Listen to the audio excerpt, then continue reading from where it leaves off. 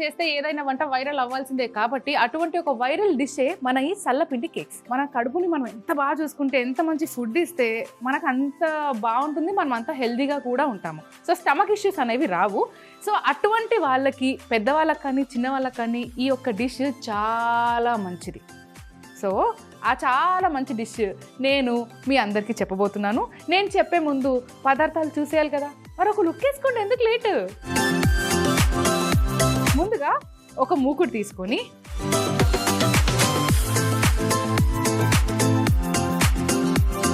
చూసారా ఎంత బాగుందో, ఎంత గట్టిగా ఉందో. ఇది మా అత్తగారు కొత్తగా పెళ్ళైనప్పుడు వాళ్ళ అత్తగారు వాడేదంట. ఇది ఎప్పటి నుంచో అంటే ఆనవాయితీ, నేను కొత్తగా తీసుకున్నాను, ఇప్పుడు నేను నీకు ఇస్తున్నానని మా అత్తగారు ఇది నాకు ఇచ్చారు. ఆహా ఎంత బాగుందో. సరే, ఇప్పుడు మనం ఏదైతే ఈ సల్లపిండి కేక్స్ చేస్తున్నామో దీనికి మనం వాడాల్సిన నూనె నువ్వుల నూనె. అయితే ముందుగా నువ్వుల నూనె. అయితే ఇప్పుడు నూనె వేడెక్కే లోపు మనం చేయాల్సిన పని ఇంకొకటి ఉంది. అదేంటంటే ఒక కప్పెడు పుల్లటి పెరుగు,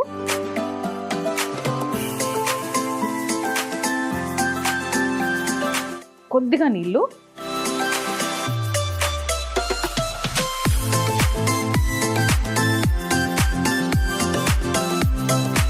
కొద్దిగా ఉప్పు,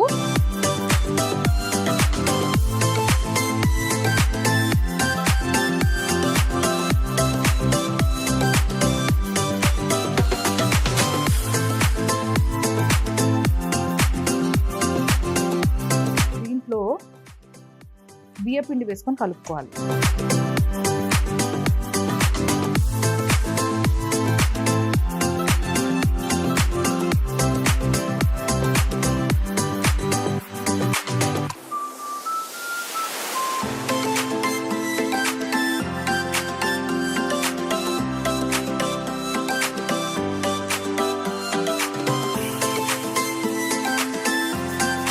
అసలైతే బియ్య పిండితో చేస్తారు, లేదు కొంచెం హెల్దీ వర్జన్లో కావాలి అని అంటే మనం రాగి పౌడర్ కూడా యూజ్ చేసుకోవచ్చు, జవార్ పౌడర్ కూడా యూజ్ చేసుకోవచ్చు. అయితే ఇప్పుడు ఇలా బాగా కలిపేసుకొని దీన్ని పులవనివ్వాలి, బాగా పులవాలి. అలా పులిసిన పిండే ఇది. ఇప్పుడు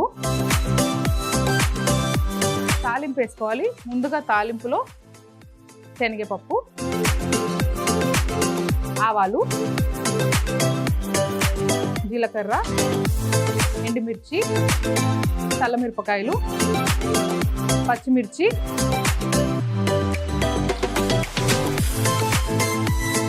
చల్లమిరపకాయల్ని బాగా వేగనివ్వాలి. కొద్దిగా ఇంగువ, అలానే కొద్దిగా కరివేపాకు.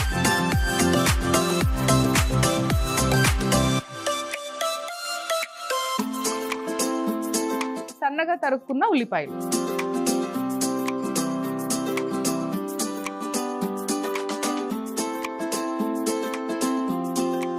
ఉల్లిపాయలు కూడా వదినా బాగా వేయించొద్దు. అంటే తినేటప్పుడు ఆ కొద్దిగా పచ్చి ఉల్లిపాయల కరకర ఏదైతే ఉంటుందో అది ఉండాలి. మన ఈ పులిసిన సల్లపిండి ఏదైతే ఉందో అది వేసుకుంటూ కలుపుకోవాలి.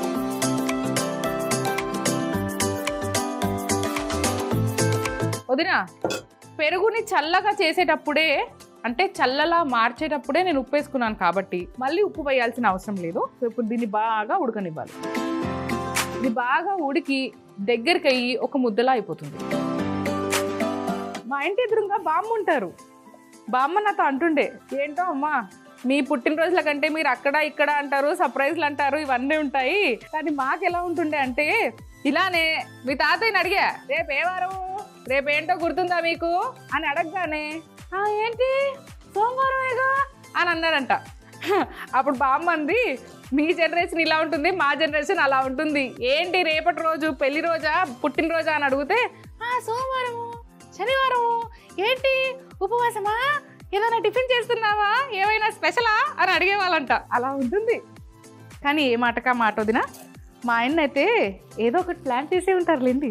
మళ్ళీ నేను గొడవలో దిగుతానుగా, ఆ భయానికైనా ఏదో ఒక బర్త్డే ప్లానింగ్ ఉండే ఉంటుంది. సరే వదినా, నా ముచ్చట్లు పక్కన పెట్టేద్దాం. కానీ ఇది బాగా ఉడికింది, దగ్గరికి కూడా అయిపోయింది చూడండి. ఇలా ముద్దలా అవ్వాలి. ఇప్పుడు నేను చల్లపిండి కేక్ అన్నాను కదా వదినా, ఆ చల్లపిండి కేక్ కోసమని ఒక కేక్ మౌల్డ్ తీసుకున్నాను. దీంట్లో దీన్ని బాగా ఒత్తేసుకోవాలి.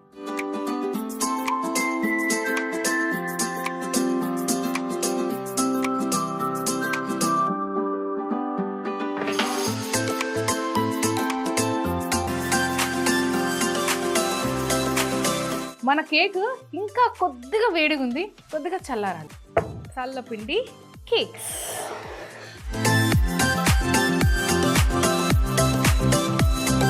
దీన్ని 4 ముక్కలుగా కట్ చేసుకోవాలి.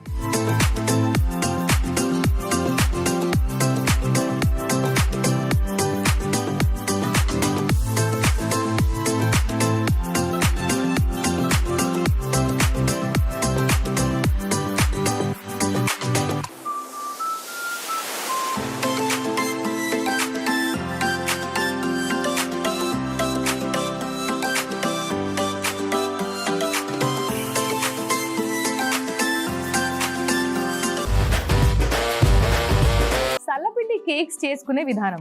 ముందుగా ఒక బౌల్లో పుల్లటి పెరుగు, నీళ్లు, ఉప్పు వేసి కలిపి బియ్యపిండి వేసి బాగా కలిపి 2 రోజులు పులవనివ్వాలి. మూకుడులో నువ్వుల నూనె వేసి శనగపప్పు, ఆవాలు, జీలకర్ర, ఎండుమిర్చి, చల్లమిరపకాయలు, పచ్చిమిర్చి, ఇంగువ, కరివేపాకు వేసి వేగాక సన్నగా తరిగిన ఉల్లిపాయలు వేసి ముందుగా పులియబెట్టుకున్న చల్లపిండి వేసి బాగా దగ్గరొచ్చేంత వరకు కలుపుకోవాలి. ఇప్పుడు అరిటాకు వేసి పెట్టిన కేక్ మౌల్డ్లో చేసుకున్న చల్లపిండి మిశ్రమం వేసుకొని చల్లగయ్యాక కట్ చేసుకుంటే చల్లపిండి కేక్స్ రెడీ.